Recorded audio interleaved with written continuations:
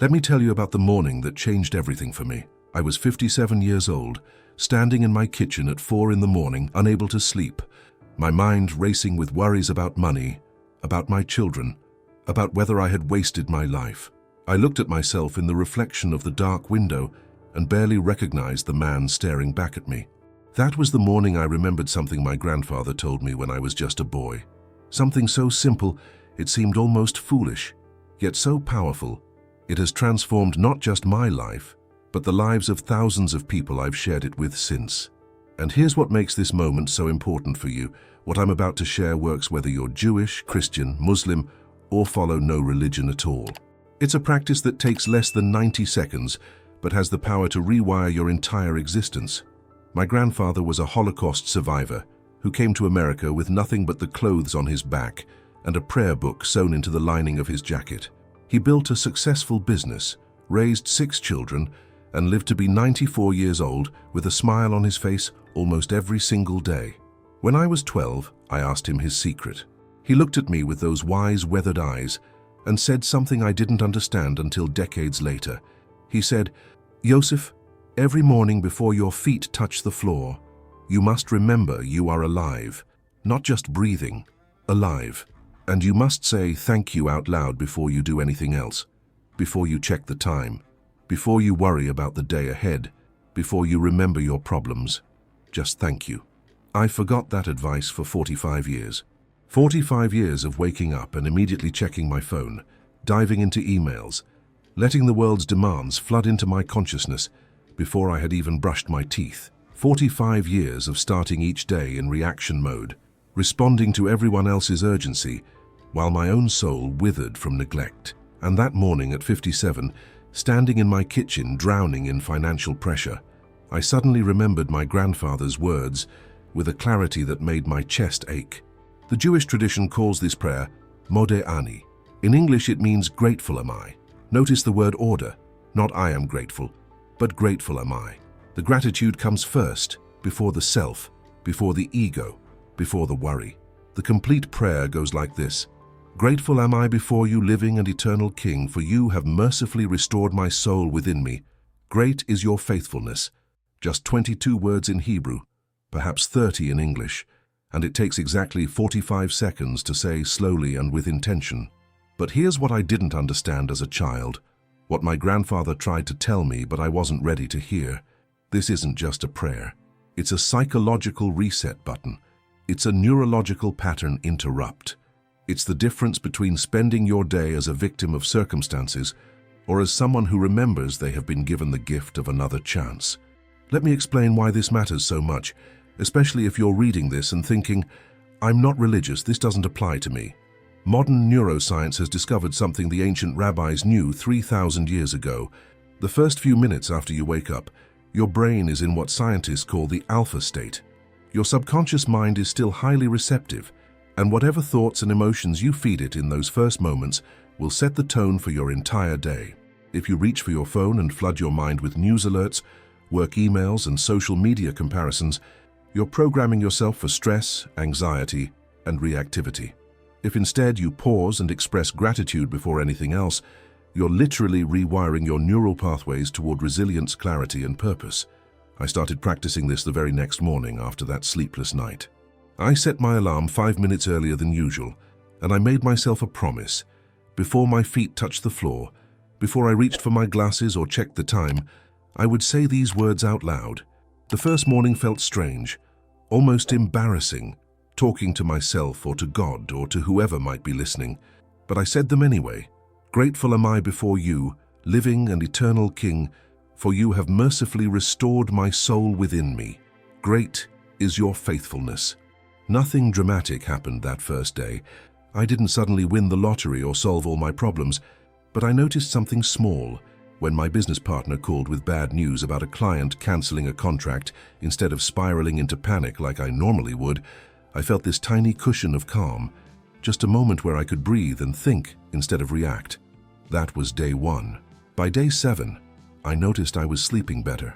By day 14, my wife asked me what had changed because I seemed less irritable. By day 30, I had a business idea that came to me during my morning gratitude practice, And that idea eventually generated $73,000 in additional revenue over the next 6 months. By day 90, I realized I had fundamentally changed who I was as a person. I'm not exaggerating. Ask anyone who knew me before and after. They'll tell you the same thing. Let me share with you what happened to Rebecca, a woman who came to me in absolute desperation. She was 62 years old, recently divorced, living in her daughter's basement, surviving on Social Security payments that barely covered her medication costs. Rebecca had worked as a schoolteacher for 38 years, but her pension had been decimated by her ex-husband's gambling debts, and she felt like her life was essentially over. She came to one of my talks at a community center in Philadelphia in March of 2023, and afterward, she approached me with tears streaming down her face. She said, "Rabbi, I don't believe in anything anymore. Not God, not hope, not myself, but I'm so desperate I'm willing to try anything." I taught her the Modeh Ani practice. I told her she didn't need to believe in God for it to work. She could say thank you to life itself, to the universe, to her own resilient heart that had kept beating despite everything she'd been through. I told her to do it for just 30 days and to email me every 7th day with a simple report. No pressure, just honesty about what she was experiencing. Rebecca's first email came on day 7. She wrote, "Rabbi Oliver, I've said the prayer every morning like you suggested. I'm still broke, still living in my daughter's basement, still don't know how I'm going to make it. But something strange happened yesterday. I was walking to the pharmacy and I noticed the trees were blooming. I actually stopped and looked at them for 5 minutes. I haven't noticed trees in probably 10 years. I don't know if that means anything, but I thought I should tell you." Day 14 email. "I'm continuing the practice. My daughter said I seem different. She asked me if I started taking antidepressants. I told her no, just saying thank you out loud before I get out of bed. She looked at me like I was crazy. But then yesterday, she hugged me for the first time in months." Day 21 email. "Rabbi, something impossible happened. You know how I told you I was a school teacher? Well, I was at the grocery store and I ran into a former student who's now in her 30s. We started talking, and she told me she's a principal at a private elementary school and they desperately need substitute teachers. She offered me work on the spot, $22 an hour, as many days as I want. I start Monday. I don't know if this is related to the morning practice, but the timing is remarkable." Day 30 email. "I need to tell you what's really changed. It's not the substitute teaching job, although that's wonderful and I'm making enough now to start looking for my own apartment. It's that I don't hate myself anymore. For 3 years since my divorce, I've been waking up hating myself for being so stupid, for trusting my ex-husband, for not protecting my future. But after 30 days of starting each morning by saying I'm grateful to be alive, something shifted. I realized I deserve to be here. I deserve another chance. And now I'm actually excited about what might come next. At 62 years old, Rabbi, I'm excited about my future. Do you understand how miraculous that is? I have that email printed and framed in my office because it reminds me why I do this work." Rebecca is now 64 years old, working full-time at that same school, living in her own apartment, and teaching other women in her age group how to rebuild their lives. She still practices Modeh Ani every single morning without fail. Now let me be very clear about what I'm not saying. I'm not saying that if you recite this prayer, money will magically appear or all your problems will disappear or your life will suddenly become perfect. Anyone who promises you that is lying. What I am saying is this: when you start your day by acknowledging that you are alive, that you have been given another opportunity, that you are connected to something bigger than your immediate circumstances, you create a foundation of resilience that changes how you move through your day. You make better decisions. You notice opportunities you would have missed. You treat people differently, and they respond to you differently. And over time, these small shifts compound into major transformation. The Talmud, which is the central text of Jewish wisdom, containing centuries of rabbinical teachings, says something fascinating about sleep. It says that sleep is 1/60th of death. Think about that for a moment. Every night when you close your eyes, you're experiencing a tiny fraction of what death will be. A complete letting go, a surrender of control, a journey into unconsciousness. And every morning when you open your eyes, you're experiencing a tiny fraction of what resurrection must be. A return to life, a restoration of consciousness, a second chance. The ancient rabbis understood that waking up is not ordinary, it's not mundane, it's a miracle that we've become numb to. When you say Modeh Ani, you're interrupting that numbness. You're reminding yourself that nothing about being alive is guaranteed or automatic. Your heart beat approximately 28,000 times while you slept last night. Your lungs took about 16,000 breaths. Your brain processed memories, healed your body, and prepared you for another day of living. And you didn't have to do anything to make any of that happen. It was all given to you freely. That's what we're acknowledging when we say, "Great is your faithfulness." Whether you believe that faithfulness comes from God or from the mysterious intelligence of your own biology doesn't matter. What matters is that you recognize the gift. Let me tell you about Marcus. Marcus was a 48-year-old construction foreman from Detroit who found my videos on YouTube in August of 2024. He had never been to a synagogue in his life. He was raised Baptist, stopped going to church in his 20s, and considered himself agnostic.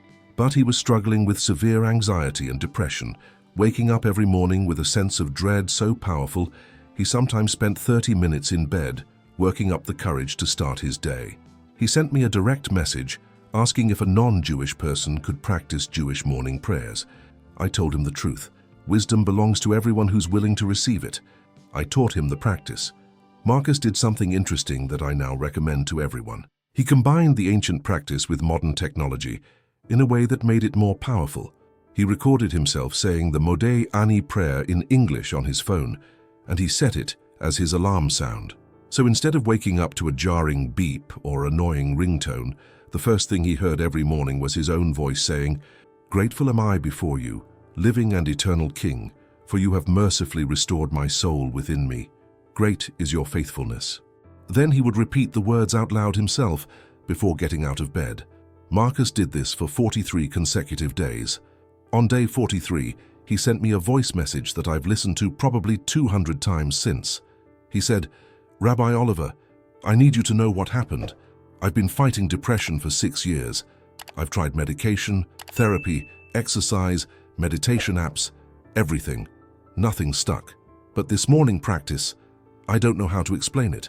It's like I've been walking around with a 100-pound weight on my shoulders, and I didn't even realize it was there until it was gone. I'm not saying I'm never sad or worried anymore, but that crushing dread that used to hit me the moment I opened my eyes, it's gone. And in its place is this quiet feeling of being okay. Just okay. And that's enough. That's everything." Marcus still practices Modeh Ani every morning.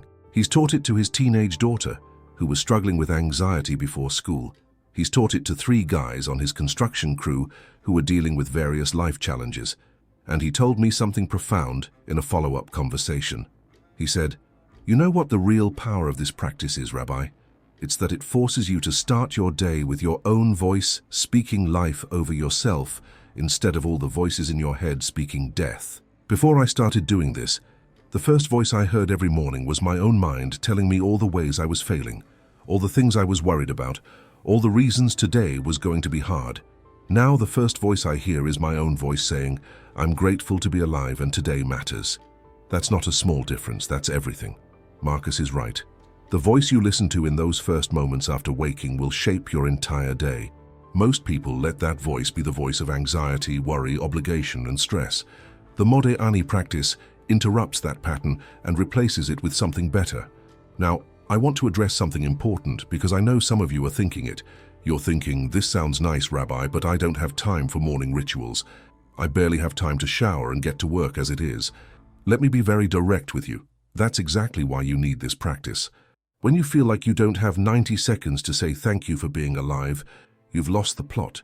You've become so consumed by doing that you've forgotten the miracle of being, and that imbalance will destroy you slowly from the inside out.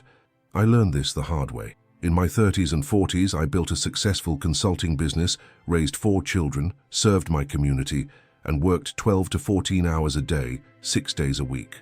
I told myself I was doing it for my family, for our future security, for all the right reasons. But the truth was, I had become addicted to productivity. My worth was tied to my output. And when business started struggling in my mid-50s, I didn't just face a financial crisis, I faced an identity crisis. If I wasn't producing, achieving, accomplishing, then who was I? What was I worth? Those questions almost destroyed me. The Modeh Ani practice saved me because it taught me something I had forgotten. My value as a human being has nothing to do with what I produce or achieve. The prayer doesn't say, "Thank you, God, for making me productive today," or "Thank you for helping me accomplish great things." It says, "Thank you for restoring my soul." Your soul, your essential self, your consciousness, your being, has infinite worth simply because it exists. You don't have to earn it. You don't have to prove it. You just have to acknowledge it and be grateful for it. Once I internalized that truth through daily practice, everything changed. I still work hard. I still have goals and ambitions, but I'm no longer driven by fear and inadequacy. I'm driven by gratitude and purpose. And that shift has made me more effective, more creative, and more successful than I was when I was grinding myself into dust, trying to prove my worth. Here's what I want you to do, starting tomorrow morning. Tonight, before you go to sleep, I want you to make a decision. Decide that tomorrow will be the first day of a new pattern. Set your alarm 5 minutes earlier than usual. Put your phone across the room so you can't reach for it from bed. And keep a piece of paper with these words written on it on your nightstand. "Grateful am I before you, living and eternal King, for you have mercifully restored my soul within me. Great is your faithfulness." So when your alarm goes off tomorrow morning, don't hit snooze. Sit up in bed, take 3 deep breaths, and then read those words out loud, slowly and with intention. If you believe in God, direct those words to God. If you don't, direct them to life itself, to the universe, to the mysterious gift of consciousness. The destination matters less than the act of expressing gratitude before you do anything else. After you say the words, close your eyes for 1 more minute and think of one specific thing you're grateful for today. Not something generic like, "I'm grateful for my family." Something specific like, "I'm grateful that my daughter texted me yesterday to tell me she loved me." Or, "I'm grateful that I woke up without a headache." Or, "I'm grateful that I have coffee in my kitchen." Specificity activates the emotional centers of your brain in a way that generic gratitude doesn't. Then, and this is crucial, before you get out of bed, say 1 sentence out loud about your intention for the day. Not your to-do list, but your intention. Today I'm going to be patient with people who frustrate me. Today I'm going to notice small moments of beauty. Today I'm going to be kind to myself when I make mistakes. 1 sentence. Set the tone for who you want to be today, not just what you want to do. That's the practice. Gratitude prayer, specific thankfulness, daily intention. 90 seconds total, but here's where most people fail, so listen carefully. You will forget to do this, you will sleep through your alarm or wake up in a rush or get distracted. That's normal. The practice is not about perfection, it's about returning. Every time you forget, you simply return the next morning. No guilt, no shame, no, "I already messed up, so I might as well give up." Just return. I want to share one more story with you before we finish, and this one is personal. This is about my daughter, Sarah. Sarah went through a terrible depression in her early 20s. She dropped out of college, moved back home, and spent months barely able to get out of bed.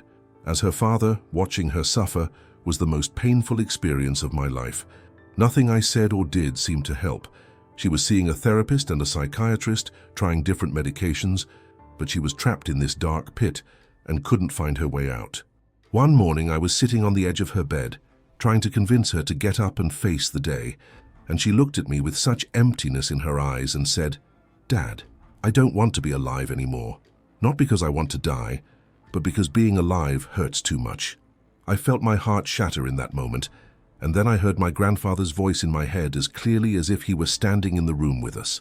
I said to Sarah, "Before you decide anything else, will you do one thing for me? Will you say thank you out loud right now for the fact that you're still breathing?" She looked at me like I had lost my mind. She said, "Dad, are you kidding me? You want me to say thank you when I feel like this?" I said, "Yes, not because you feel grateful, but because gratitude is a decision you can make even when you don't feel it, and sometimes the feeling follows the decision." She thought I was insane, but she humored me. She said very flatly with zero emotion, "Thank you that I'm still breathing." I said, "Good. Now say it again tomorrow morning before you do anything else, and the morning after that, and the morning after that. Don't do it because you feel it. Do it because I'm asking you to trust me." Sarah did it. She hated it at first. She told me it felt fake and pointless. But she did it every morning because she knew I loved her. and she trusted me even when she didn't trust herself. And somewhere around the 6th week of this practice, something shifted. She came downstairs one morning and made herself breakfast, which she hadn't done in months. The next week she enrolled in an online class. The week after that, she went for a walk outside. Small steps, tiny victories. But each one built on the foundation of starting her day by choosing gratitude before anything else. Sarah is 31 years old now. She's a social worker helping teenagers with mental health challenges. She's married to a wonderful man, and they're expecting their first child in February. And she still practices Modeh Ani every single morning without fail. She told me last year, "Dad, that practice saved my life. Not because it magically made me happy, but because it gave me something to hold on to when I had nothing else. It reminded me every morning that being alive was still worth something, even when I couldn't feel it. And eventually, the feeling caught up with the practice." That's the truth about this ancient wisdom. It doesn't promise instant happiness or easy solutions. What it offers is something better, a daily practice that reconnects you to the fundamental miracle of being alive and gives you a foundation to build on, no matter what circumstances you're facing. The Jewish mystical tradition teaches that every morning, the entire world is recreated. The sun rising isn't just a repetition of yesterday's sunrise, it's a brand new act of creation, a fresh opportunity for everything to be different. When you wake up tomorrow morning and say Modeh Ani, you're aligning yourself with that creative force. You're declaring that you're ready to participate in the making of a new day, a new reality, a new version of yourself. I've been teaching this practice to people for 7 years now, and I've seen it transform lives in ways I never imagined. I've seen people in their 70s start new businesses. I've seen people heal broken relationships with their children. I've seen people overcome addictions they thought would kill them. I've seen people find purpose and meaning after decades of feeling lost. And it all starts with 90 seconds of gratitude before their feet touch the floor. Here's what I need you to understand. You are reading these words right now for a reason. Maybe you're struggling financially or emotionally or spiritually. Maybe you're successful on the outside, but empty on the inside. Maybe you're young and lost or old and full of regrets. It doesn't matter. What matters is that you're still here, still breathing, still capable of change. The fact that your heart is beating right now means you have another chance, another opportunity, another morning waiting for you. Don't waste it by waking up the same way you always have, immediately drowning in stress and obligation and worry. Give yourself the gift of 90 seconds of gratitude first. Do it for 30 days and see what happens. I'm not asking you to believe me. I'm asking you to try it and judge for yourself based on your own experience. Before we end, I want to teach you one more element of the traditional morning practice that can deepen this even further if you're interested. After the Modeh Ani prayer, observant Jews wash their hands in a ritual called Netilat Yadayim. The spiritual meaning is that sleep is like a mini-death, and when we wake up we need to purify ourselves and prepare to return to the world. But there's also a beautiful psychological component to this practice. When you get out of bed after saying your gratitude prayer, go to your bathroom and wash your hands slowly and intentionally. As the water runs over your hands, imagine you're washing away yesterday's failures, disappointments, and regrets. Imagine the water is cleansing you of old patterns and old identities that no longer serve you. Then dry your hands and look at yourself in the mirror. Make eye contact with yourself and say out loud, "I am here. I am alive. Today matters." I know it sounds simple, maybe even silly, but I promise you doing this consistently will change something fundamental in how you see yourself and your place in the world. Some people ask me if they can add their own words to the traditional prayer, make it more personal. Absolutely yes. After you say the Modeh Ani, you can continue with your own gratitude list, your own prayers, your own intentions. The structure is just a starting point. What matters is that you're beginning your day by acknowledging the gift of life before you get swept up in the demands of living. I also want to address a question I get frequently from Christians who watch my videos and wonder if this practice conflicts with their faith. Let me be absolutely clear. Expressing gratitude to God for the gift of life is universal to virtually every spiritual tradition. Jesus taught gratitude constantly. The Psalms are full of morning prayers of thanksgiving. What I'm sharing is not specifically Jewish theology, it's human wisdom that happens to be preserved in Jewish practice. Use whatever words resonate with your own faith tradition. Start your day with, "Thank you, Jesus, for this new day," or thank you, Heavenly Father, for the gift of life, or whatever feels authentic to you. The specific words matter less than the act of choosing gratitude first.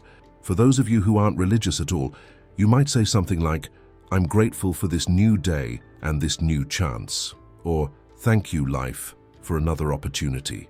Direct your gratitude to whatever concept feels meaningful to you. The universe, nature, your own resilient spirit. The neuroscience works the same way, regardless of your theological beliefs. Now, I want to challenge you with something. After you practice this for 30 days, I want you to teach it to one other person. Share this video with someone you care about who's struggling. Tell them your story of what changed for you. Because here's what I've learned. Transformation that's kept only for yourself eventually stagnates, but transformation that's shared multiplies. When you teach someone else this practice, you reinforce it in yourself, and you become part of a chain of hope stretching back thousands of years. Think about this. My grandfather learned this practice from his father, who learned it from his father, going back generation after generation for 3,000 years. These words have been spoken by people fleeing slavery in Egypt, by people surviving exile in Babylon, by people enduring persecution in Europe, by people building new lives in America. In every circumstance imaginable, poverty, wealth, war, peace, tragedy, triumph, people have started their day with this simple expression of gratitude, and that practice has kept them resilient, purposeful, and connected to something bigger than their immediate struggles. You're now being invited to join that chain, to become part of that lineage of resilient humans who understood that how you start your day determines the quality of your day. Take that invitation seriously.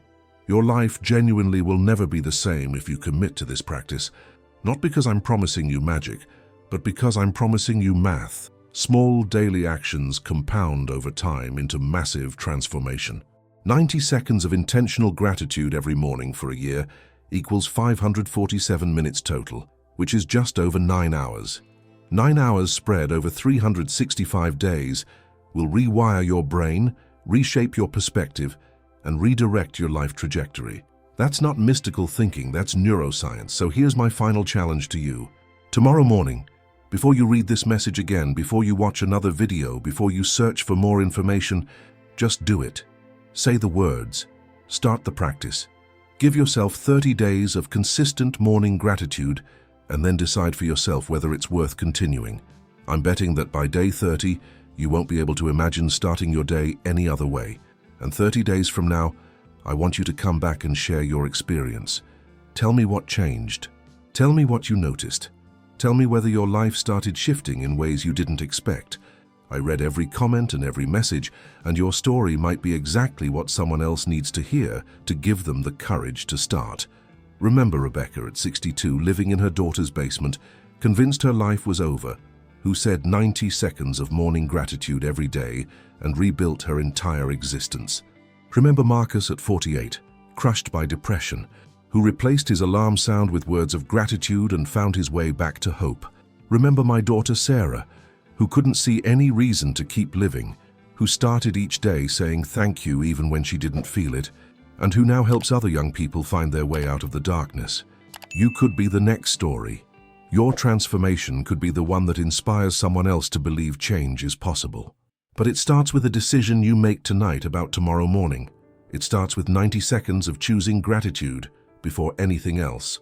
It starts with remembering that the gift of consciousness, the miracle of being alive, the mystery of opening your eyes to another day is not ordinary, not mundane, not something to take for granted. Your soul was returned to you this morning. It will be returned to you again tomorrow morning. The question is, will you notice? Will you acknowledge it? Will you say thank you before you let the world rush in and make you forget? That's the practice. That's the wisdom. That's the secret. That's not really a secret at all, but rather a truth so obvious we've forgotten to see it. Grateful am I before you, living and eternal King, for you have mercifully restored my soul within me. Great is your faithfulness. Say those words tomorrow morning, and the morning after, and the morning after that. Watch what happens to your life when you do. I promise you, 30 days from now you'll look back at today as the moment everything started to shift. The sun will rise tomorrow whether you notice it or not. Your heart will beat, your lungs will breathe, your consciousness will return from sleep whether you acknowledge it or not. But when you choose to start your day with gratitude, you transform from a passive recipient of life into an active participant in the miracle of being alive. And that transformation changes everything. So make the decision now. Not tomorrow now. Commit to yourself that tomorrow morning will be different. Write the words down and put them where you'll see them when you wake up. Set your alarm 5 minutes early. Prepare yourself to do something radical and ancient and life-changing. Prepare yourself to say thank you before you do anything else. Your life will never be the same. Not because of magic, but because of the accumulated power of small daily choices made consistently over time. Not because I'm promising you miracles, but because I'm inviting you to notice the miracle you've been taking for granted your entire life. The miracle of waking up to another day. See you tomorrow morning. And remember, grateful am I. Always gratitude first. Always acknowledgement of the gift before the demands of the day. Always thank you before anything else. This is the wisdom. This is the practice. This is how you change your life starting tomorrow morning with just 90 seconds. I believe in you. More importantly, the very fact that you're still breathing means life itself believes in you enough to give you another chance. Don't waste it. Start tomorrow with thank you, see what happens, then come back and tell me your story. I'll be waiting to hear it.